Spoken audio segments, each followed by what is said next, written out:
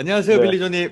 안녕하세요. 예. 네, 다시 만나서 반갑습니다. 오늘은 빌리조님에 대해서 본격 심층 인터뷰 하겠습니다. 유튜브 하시잖아요. 어떻게 시작하게 된 거죠? 유튜브를 시작하게 된 거는 그 전에 이제 제가 한국 커뮤니티 그 JD 부자 연구소 카페가 있습니다. 거기 이제 내일의 부라는 책을 쓴 이제 조던 김장섭 소장님의 그런 개인 카페인데 거기에서 이제 자연스럽게 그냥 제가 아는 거에 대해서 그냥 썼어요. 미국 주식 투자가 어떤 거고 또 어떻게 해야 좀 더 우리가 윤택한 그런 은퇴 생활을 할 수 있을까? 그렇게 해서 자연스럽게 그 플랫폼에서 글을 쓰다 보니까 사람들이 저를 이렇게 팔로잉 해주시는 분들이 계시더라고요. 그래서 그걸 그냥 계속 하다가 가끔씩 뭔가 설명을 하고 싶은데 말로 그걸 하고 싶어서 이제 유튜브를 우연찮게 작년 12월 달부터인가 그때부터 그냥 그렇게 하게 됐습니다. 예. 카페에서 그냥 글 쓰다가 네, 팔로우하는 사람들이 많아져가지고 말도 좀 해야겠다 해서 네, 오픈했네요. 네, 말도 좀 하고 좀 제 그 너무 저도 예전에 한국에서만 살다 보니까 너무 이게 편협한 그런 제로섬 방식으로 사고하기가 쉽거든요. 특히 대한민국처럼 경쟁이 좀 치열한 나라는. 제가 미국에서 특히 좀 실리콘밸리 쪽에 살다 보니까 사람들이 엄청 좀 오픈되어 있어요. 그래서 뭐 예를 들어서 아이디어도 자연스럽게 공유를 하고, 그러니까 이제 그런 문화에 좀 젖어들다 보니까 좀 더 그렇게 좀 했으면 좋겠다. 특히 개인 투자자들끼리 너무 이렇게 개미 털기를 많이 하는데 지금도 시장을 보면 개미 털기를 계속 하고 있는 중인데 그런 거를 좀 이겨내고 같이 좀 으쌰으쌰해서 좀 투자를 해서 좀 더 경제적으로 성공한 그런 삶을 살아보자. 뭐 그런 취지에서 예, 음, 시작을 하게 됐습니다. 예. 음. 아니, 그런데 작년이면 20대잖아요. 지금도 뭐 20대 후반이긴 하지만, 말이긴 네, 하지만. 네. 아니, 벌써 그때 은퇴 계획을 세우고 아, JD 부자연구소에 가입해서 그럼 더 일찍 가입한 거잖아요. 그렇죠. 제가 투자에 관심을 가지게 된 거는 2016년 정도인 것 같은데, 그때 제가 학교 서점에서 일을 하면서 좀 돈이 좀 있었어요. 그러다 보니까, 생활비로 쓰고 남은 돈을 어떻게 굴릴까를 좀 고민을 하다가 책을 좀 보게 됐는데, 그 중에 하나가 당신을 부자로 만들어 드립니다의 라밋 세이티라는 작가가 있습니다. I will 음, teach you to be rich. 그 책에 그 책을 통해서 좀 재테크에 처음 빠져들었어요. 그걸 기반으로 제 모든 그런 재테크의 시작이 그거였는데 투자에 대해서는 라밋이 좀 제대로 그렇게 가르쳐 주지는 않았던 것 같아요. 지금 돌이켜 보면. 그러다가 이제 제일 콜린스 작가의 부자 교육이라는 책이 있습니다. 또 음, 그 책은 이제 미국 아마존에서 1등인 세계 베스트셀러인 책인데 그 책을 통해서 이제 뱅가드라는 회사를 알게 됐고 뱅가드에서 이제 창업을 하신 잭 보글이라는 돌아가셨는데 2019년도에 그분께서 이제 인덱스 펀드를 처음 만들었다. 처음으로 이제 그런 쪽으로 빠져들다 보니까 미국 주식 시장에 자연스럽게 저는 또 미국에 있다 보니까 또 그렇게 자연스럽게 투자를 또 시작하게 됐어요. 네. 음. 네. 2016년이면은 네. 완전히 대학교 대학생 1학년, 네, 대학교 이제 복학하고 돌아왔으니까 2학년 정도 돼가지고 네. 대학 네. 그때부터 이제 부를 그때 쌓기 시작했네요. 그러니까 그때는 제가 안 그래도 그 글도 있는데 제 블로그 가시면 제가 걸어왔던 길들이 있어요. 2016년도에 저의 그런 모습으로 돌아가자면 저는 그때 당시에 공부에는 별로 관심이 없었어요. 이제 막 전역하고 돌아와서 이제 보이는 거는 이제 여자친구를 만들어야 된다. 이제 음, 그 하나의 신념으로 이제 열심히 여학생들 쫓아로 이제 스타벅스 가서 공부하는 척하면서 이제 그렇게 터덕터덕하고 아무튼 그랬던 철없는 대학생이었는데 2016년이 지금 5년 지나서 돌아보니까 그때가 좀 디파이닝 이어였던 게 테슬라 모델 X를 처음 시승을 했어요. 음, 제가 원래 테슬라를 옛날부터 알고 있었거든요. 2012년도 제가 대학교 그때 진짜 1학년이었는데 그때 일론 머스크라는 사람을 처음 알게 됐어요. 그때 경영학 교수님이 막 얘기를 하더라고요. 테슬라가 꽤 관심이 있어서 안 그래도 제가 또 좀 공학 쪽에 관심이 많은 그런 사람이다 보니까 그렇게 서치를 하다가 와, 이 기업 괜찮다 해서 그때 당시도 모델 S가 이제 막 나와가지고 굴러다닐 때였거든요. 막 파울로 알토 스탠퍼드 대학교 쪽 내려가면 막 사람들끼리 이렇게 막 인사를 해요. 음. 테슬라 탄 사람들끼리.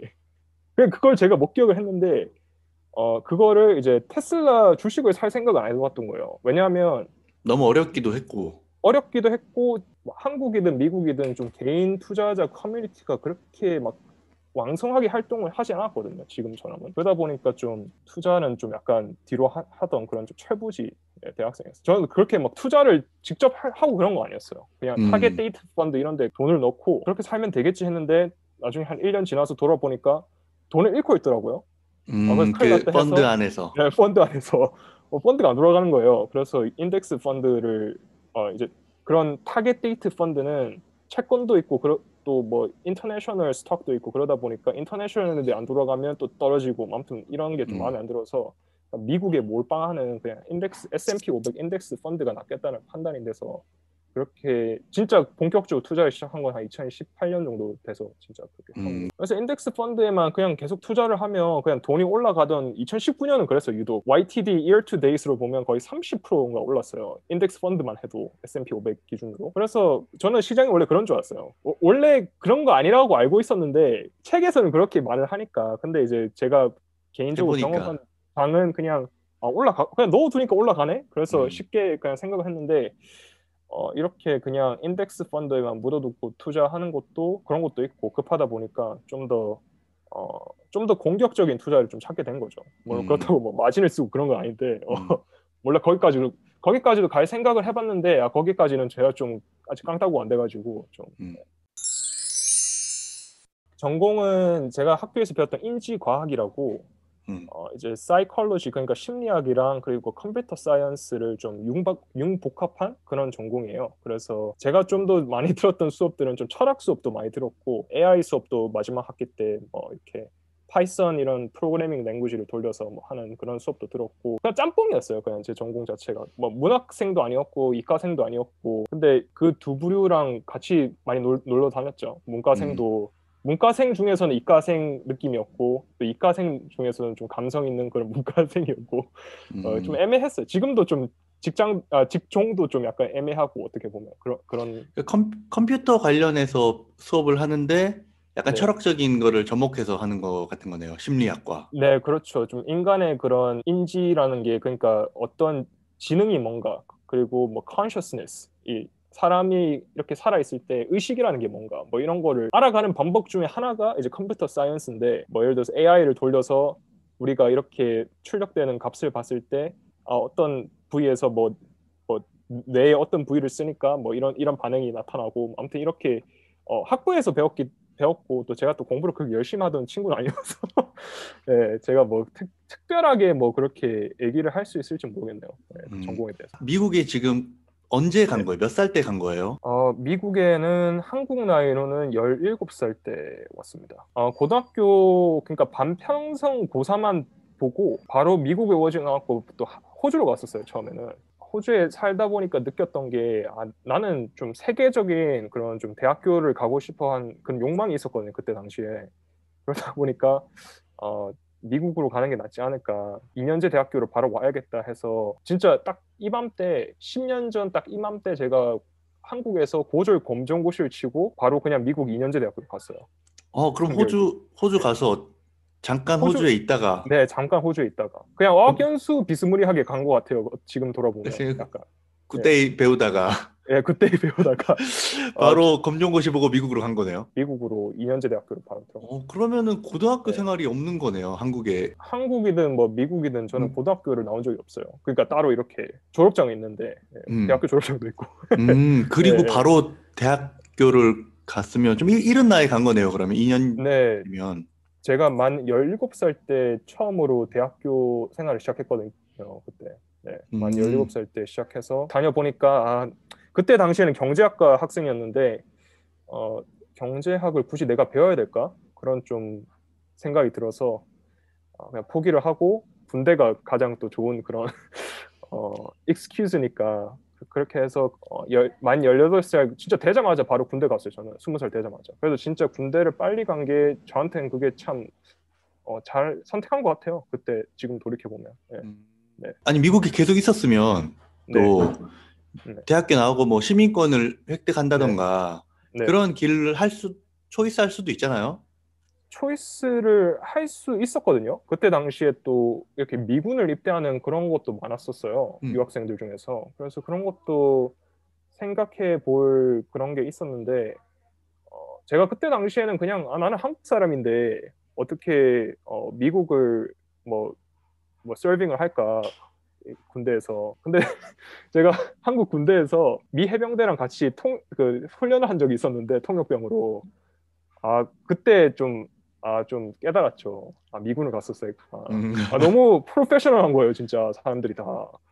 한국 전문 군대 직업인이고, 다 직업 군인들이다 보니까 음, 뭐 병들도 프로페셔널하고 음, 엄청 제가 그때 병장이었는데 정말 대우도 저는 솔직히 따지고 보면 걔들 입장에서 일병밖에 안 되는 그런 짬밥인데도 막 그렇죠. 대우도 해주고 특히 또 간부들이 미군 간부들이 진짜로 좀 멋있었어요. 좀 그때 당시에. 음, 그때 잠시 생각을 해봤는데 다시 이제 미국으로 돌아와서는 뭐 그렇게 군대를 다시 가야 되나? 군대는 돈 아무리 많이 줘도 다시 못 갈 것 같아요. 그렇죠. 또 네, 해병대 나왔으니까 또 네, 힘들었던 기억도 있고. 그리고 대학을 다시 복귀를 해서 전공을 바꾼 거죠. 그러면 학교도 바꾸고. 네. 전공을 바꿔서 이제 그 컴퓨터 사이언스로 바꿔서 2년제 대학교 다시 와서 이제 2년 동안 좀 더 컴퓨터 사이언스를 배우고 그 다음에 편입을 이제 또 컴퓨터 사이언스로 했죠. 버클리로. 어때요? 지금 네. 미국 대학 생활에 대해서 조금 더 얘기해 주세요. 뭐 물론 많은 사람들이 미국에서 학교를 다니지만 예, 지금 가장 인기 있는 학문을 또 배우고 있고 컴퓨터 쪽으로 네, 배웠었고 네, 또 그쪽 분야에서 또 일을 하고 있는 상황에서 네. 아, 학교에서 어떤 거를 배웠고 어떤 게 좋았다. 그러니까 학문적으로 배운 것들 중에서 가장 좋았던 거는 기초적인 그런 수학이라든지 그 컴퓨터 사이언스 쪽이 좀 좋았고 그 다음에 그 외에 제일 좋았던 거는 이제 특히 이제 제가 또 2년제 대학교에 있다 보니까 또 그러 다음에 이제 명문대를 가다 보니까 느꼈던 게 명문대 학생들은 정말로 열심히 하구나. 뭐든지 간에 진짜로 걔들은 잠도 안 자고 막 코딩을 짜고 그러는 거예요. 그게 너무 저는 좀 신기했어요. 처음 들어왔었을 때. 음, 저는 그게 오히려 유학생들만 그렇게 열심히 하는 줄 알았는데 미국 뭐 백인 애든 뭐 아시아계 애든 뭐 이렇게 뭐 피부색이 까맣든 뭐 노랗든 간에 다들 열심히 하니까 그게 그리고 또 다들 도와주려고 했었어요. 그때 컴퓨터 사이언스는 특히 좀 오픈 소스 정신이 좀 강하기 때문에 음, 서로 다 도와주려고 했고. 근데 이제 제일 중요했던 거는 저희 학교 같은 버클리가 이제 보시면 지리적으로 샌프란시스코랑 가깝거든요. 그래서 샌프란시스코는 이제 스타트업 회사들도 많고 그러다 보니까 그런 인턴십 기회들이 정말 많았던 게 저한테는 개인적으로 좀 좋았었어요. 그게. 음. 그게 제일 좋았던 것 같아요. 인턴십을 많이 할 수 있었던 게. 학교 다니면서 계속 인턴십 하고. 네. 제가 지금 다니고 있는 회사도 4학년 때 인턴십으로 하다가 이제 정규직으로 바뀌어서 지금 또 계속 아직도 다니고 있습니다. 지금 다니는 회사에서 하는 일이랑 이런 것도 좀 네. 소개해 주세요. 데이터 관련해가지고 좀 더 분석을 한다든지 또 뭐 그래프를 만든다든지 뭐 기본적인 엑셀부터 시작해서 또 저희 제품에 또 특화된 그런 좀 AI 같은 것도 좀 트레이닝도 좀 시키고 그런 일을 지금 하고 있고요. 고객 응대도 가끔씩 하면서 특히 이제 좀 큰 대기업이랑 좀 상대를 하면서 어떻게 저희 제품을 좀 더 잘 사용할 수 있는 그런 컨설턴트 같은 역할도 좀 하고 있습니다. 네. 제품이 뭐예요, 그러면? 어떤 걸 하는 제품이에요? 그러니까 제가 하는 제품은 지금 이렇게 줌 같은 거를 레코딩을 하면 저희 그 회사 그 웹사이트로 옮겨서 그 이제 사람들이 그러니까 특히 세일즈 하시는 분들이 그 콜을 리코딩된 거를 보시면서 같이 콜라보레이션 하고 뭐 그렇게 하는 그런 툴을 지금 하고 있어요. 좀 더 쉽게 말씀드리면 이제 세일즈를 하면 영업을 하다 보면 항상 좀 그런 막 아무거나 막 이렇게 시도를 하거든요. 막 하거든요. 그런데 데이터를 기반으로 당신이 이런 걸 말했을 때 좀 더 이렇게 하니까 더 많이 팔리더라. 음, 그리고 탑 3 플레이어가 당신 회사에 있는데 그 세 명은 이렇게 말을 하더라. 그렇게 모든 거를 어떤 식으로 말을 해서 하는지 그거에 대해서 분석을 해주고 이제 그걸 이제 파는 거죠. 어떤 단어를 사용하고 어떤 방식을 사용해서 세일즈를 하는지를 분석하는 거네요. 네네네. 예전에 같으면은 세일 왕한테 직접 전수 받아야 됐던 그렇죠. 것을 네. 그래서 자기가 그걸 나만의 노하우로 만들어야 됐던 것을 네. 데이터화해서 모든 사람이 사용할 수 있게 그렇죠. 네. 하는 거네요. 그 데이터 네. 작업하는 네. 프로그램인 데이터 거네요. 작업하는 걸 제가 좀 하고 있고요, 지금. 그리고 그 실리콘밸리에서 일을 하잖아요. 네. 제가 이렇게 뉴스로 이렇게 보면 실리콘밸리에서 일을 오래 한다는 게 굉장히 어려운 일이라고 하더라고요. 다들 이제 네. 단기 뭐 2년 계약 네. 그리고 끝 이렇게 하고 이제 회사를 옮기고 또 네. 커리어 끝나고 이런 경우가 굉장히 많다고 하는데 지금 얼마나 하신 거예요? 저는 지금 회사에는 한 2년 반 정도 있었고요. 저는 계약직은 아니고, 그래서 정규직이다 보니까 뭐 따로 그렇게 막 그런 거 못 느끼는데, 그런 건 없는데, 이제 비자 때문에, 비자가 지금 계속, 좀, 미국은 비자 시스템이 어떻게 운영되시는지 아시나요, 혹시? 모르죠. 아니 회사에 취업되어 있으면 비자가 나오는 거 아니에요? 계속? 아니에요. 그게 아니고, 취업 비자가, 로또예요. 그래서 음, 매년 추천 방식이어서, 넣었을 때 이제 한 1대 4, 1대 5 정도의 그 경쟁률로 뽑힐까 말까인데 제가 두 번 다 낙방해가지고 한 음, 번 남았어요 기회가. 근데 또 뭐 또 계속 또 학교를 다니면서 계속 회사에서는 일을 해줬으면 좋겠다 뭐 이런 식으로 해서 뭐 계속 저는 좀 알아보고 있죠. 다른 그러면 학교를 등록해서 학교를 뭐 대학원을 다니면서 대학원은 다니면서는 못 하는데 음, 비자상으로는 한 네. 1년 정도만 다니고 다시 돌아올 수 있는 뭐 그런 걸 한다든지 아, 아니면 모르겠어요. 저희 회사가 그런 것 쪽으로는 좋은 것 같아요. 뭐 그렇게 음, 좀 오픈되어 있고. 근데 꽤 어, 실리콘밸리 회사가 나름대로 뭐 이렇게 자신의 그런 걸 뭐 나름대로 저도 뭐 제가 입증을 했다는 거 아니고 나름대로 자기가 어떤 그런 기술이 있는데 그런 걸 잘 설득을 할 수 있으면 좀 잡으려고 하는 것 같아요. 그게 음. 새로운 사람 구하기도 어렵고 구한다 하더라도 또 트레이닝을 또 다시 시켜야 되고 그러다 보니까 차라리 아는 사람을 하는 게 낫죠. 학교 다니고 뭐 직장 생활 하면서 가장 잘한 결정 같은 게 있을까요? 저희 부모님한테 그때 고등학생 때 유학을 가야 될 것 같습니다. 제가 부산에서 이렇게 있어가지고는 아무것도 안 될 것 같습니다. 뭐 그런 유의 말도 했고 또 심지어 편지도 써가지고 쓴 종이를 부모님 출근하시기 전에 이렇게 양복 주머니에 넣어두고 어, 그게 좀 많이 좀 설득을 시킨 것 같아요. 저희 부모님을. 예. 그 음, 선택 하나 때문에 저의 10년 뒤에 제가 돌아보니까 미래가 완전히 바뀌어 있거든요. 그 선택 하나 때문에. 그래서 제가 올렸던 영상 중에 하나가 지방 청년들이 성공하는 법이라는 영상이 있는데 네. 거기서도 지방 출신으로서 제가 느끼는 거는 한국만 보지 말고 라이언 형님처럼 이렇게 태국으로 가신다든지 여러 기회들이 많은데 밖에 보면 특히 왜 우리끼리만 이렇게 치고받고 맨날 서울대를 가야 되고 그럴까? 네, 아무래도 조금 더 큰 데로 가면 기회는 또 더 많이 있으니까 그렇죠. 예, 그거는 예, 한국에만 있어서는 알기가 어려울 것 같아요. 물론 기회가 더 어려워 보일 수 있지만 막상 나가면 그보다 더 네, 큰 기회들이 있거든요, 네, 실제로. 네, 맞습니다. 예, 예. 예. 진짜 또 많고 요즘 한류가 심지어 또 네, 대세라. 한류가 또 대세여가지고 한국 사람들 엄청 좋아해요. 밖에 어, 나가면 생각보다. 네, 음, 예. 맞아요. 그래서 그런 것도 꼭 있는 것 한번 같아요. 여행도 여행인데 진짜 한번 이민 같은 것도 생각을 해보는 게 좋지 않을까? 21세기에서는. 네, 음. 근데 처음 나갔을 때는 나이도 어렸고, 네. 영어는 어땠어요? 영어에 대한 장벽. 영어는 제가 유학 생활을 한 번도 안 해봤기 때문에 그냥 가면 되는 줄 알았어요. 가면 음, 되겠지. 그래서 아무런 준비도 안 하고, 그래도 물론 준비는 조금은 했죠. 뭐, 원어민 선생님이랑 과외도 하고 그랬는데, 막상 호주를 가니까 영어가 하나도 안 되는 거예요. 그래서 원래 저는 말이 많은 스타일인데, 아시다시피. 근데 고등학교 딱 가니까 말을 하나도 못 하는 거예요. 음, 그러다가 말이 필요 없는 수업이 딱 하나 있잖아요. 수학 수업. 음, 수학은 전 세계 공통어니까 말을 안 해도 되잖아요. 그때 제가 수학의 힘을 알게 됐는데 호주에 제가 짝사랑하던 여학생이 있었는데 그 여학생이 뭘 물어봤어요 저한테. 제가 수학을 잘하는 줄 아니까. 음, 중학교 때 수학을 맨날 80점 맞고 그랬거든요. 막 100점 못 맞았어요. 항상 80점만 맞고 그랬던 학생인데 호주로 가니까 완전 영재가 된 거예요. 음. 너무 수학을 잘하는 거야. 너무 쉬워가지고 기계적으로 그냥 슥슥 다 푸는 거예요 제가. 그래가지고 그 짝사랑했던 여자애가 물어봐가지고 뭘 물어봤는데 하나도 이해를 못 해가지고 그때 너무 속상해서 그때 영어를 빡세게 배워야겠다는 그런 음, 좀 욕망이 생기더라고요, 그때. 그때 엄청 울었던 것 같아요, 제 기억으로. 음. 네. 호주 가서 그냥, 진짜 많이 울었어요. 실제로 영어 수업에서 배우는 영어랑 네. 현실에서 만나는 영어는 완전히 다르잖아요. 그렇죠. 뭐, 물론 이제 아시다시피. 네, 말은 이렇게 문법을 해서 할 수는 있겠지만 들리는 영어는 또 완전히 다른 거고 네, 그게 이제 들릴 때까지 좀 시간이 당연히 걸릴 네, 테고 물론 네, 빌리 존님 학교 다녔으니까 쉽게 조금 더 빨리 배우긴 했겠지만 더 많은 고충이 있었겠죠. 트위터를 보니까 코딩 네, 회사로 취업도 해보고 싶다라는 글도 봤어요. 네.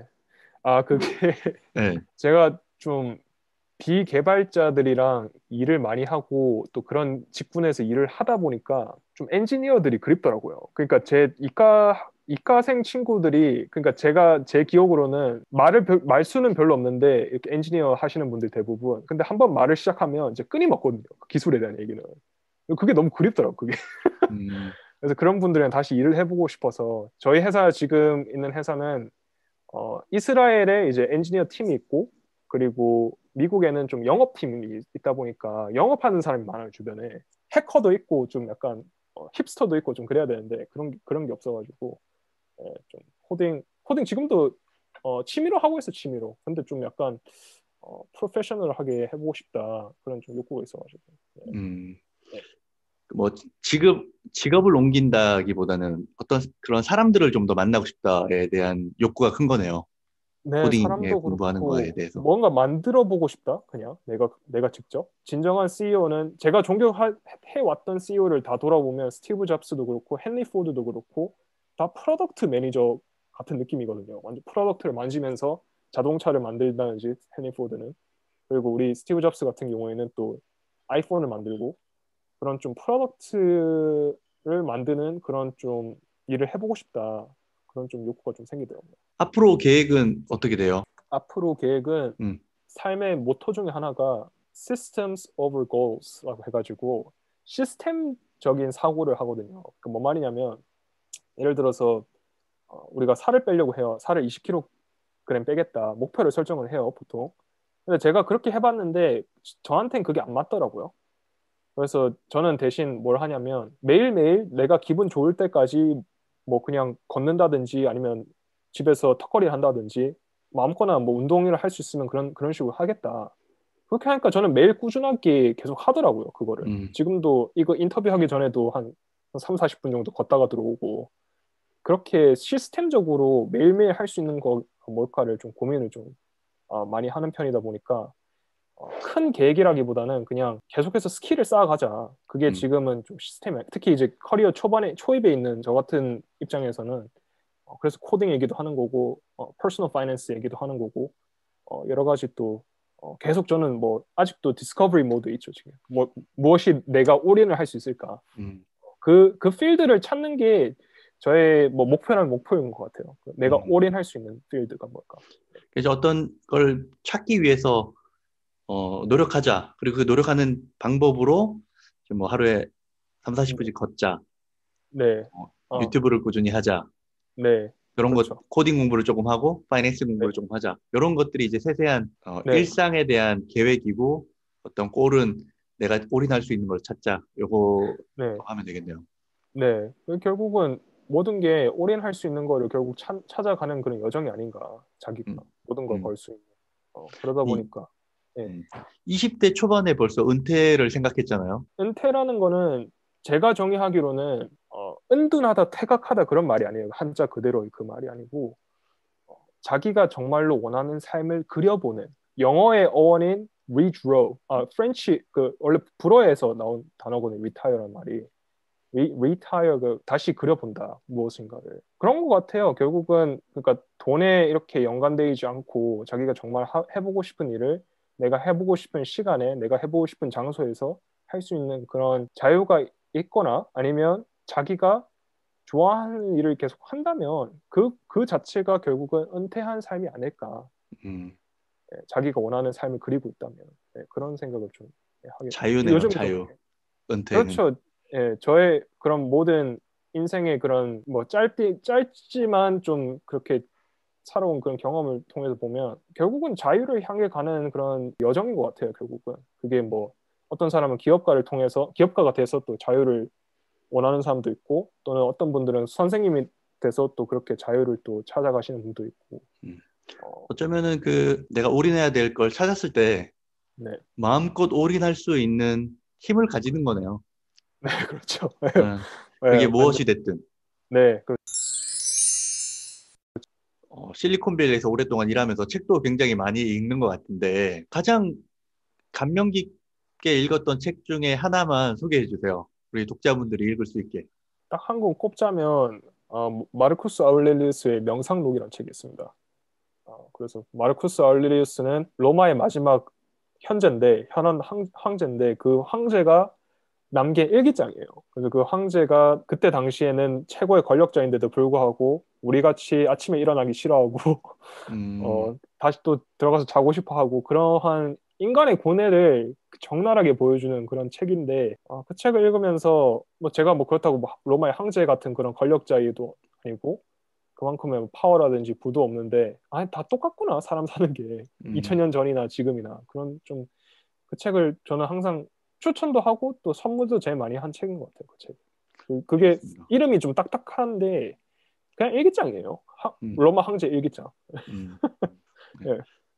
한국에 들어올 계획은 있어요? 원래 작년 2월 달에 들어가려고 했는데 팬데믹이 갑자기 터져가지고 내일 그 예방 접종 맞고 그다음에 또 2차 접종까지 맞으면 12월 달에 들어갈 수 있으면 들어가려고요. 네, 잠깐 네, 잠깐. 네. 들어오시면, 저도 12월이나 1월 달에 한번 들어갈 거거든요, 한국에.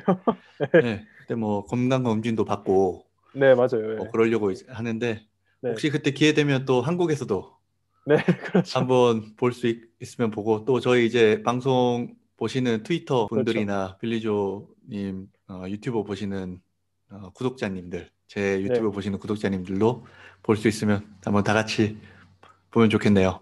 네, 그러죠. 네. 네, 뭐 마지막으로 한마디 하고 방송 마치도록 하겠습니다. 뭐 마지막으로는 제가 투자를 오래 한 것도 아니고 또 그저 제가 배우고 있는 것들을 그냥 공유하는 그런 사람인데 또 이렇게 다들 진짜 너무 빠른 시기에 갑자기 구독자도 늘어나고 그래가지고 몇 개월 만에 감개무량하고 어, 앞으로 또 계속 꾸준하게 또 시간 날 때마다 올리겠습니다. 저는 뭐 계속 뭘 억지로 하는 걸 별로 안 좋아하거든요. 그러다 보니까 계획성도 별로 없고 그러니까 제가 그냥 하고 싶을 때 하겠습니다. 저 유튜브 음, 같은 것도. 보니까 올라올 때 몇 개가 쫙쫙쫙 올라오고 또 안 올라올 때 한 일주일 안 올라오고 하더라고요. 네, 맞아요. 예. 예, 저는 삘 받을 때 하는 사람이어가지고 삘 음. 받으면 하고 아니, 요즘 산책 그것도 너무 좋아요. 산책 버전. 산책하는 거요. 음, 예, 그 동네 풍경도 볼 수 있고 네, 너무 네, 좋더라고요. 네. 네, 좀 따라 하려고 하고 있어요. 그래서. 예, 그냥 저는 오디오만 나가는 걸 좀 추구하기 때문에 음, 예, 좀 그게 좀 더 편하더라고요, 저는. 네, 음, 하여튼 벌써 저녁이네요, 거기는. 네, 좀 깜깜해졌네요. 네, 네, 또. 네, 저녁 좋은 시간 보내시고 네, 감사합니다. 조만간 또 만나요. 네, 감사합니다. 네, 안녕. 네, 안녕히 계세요.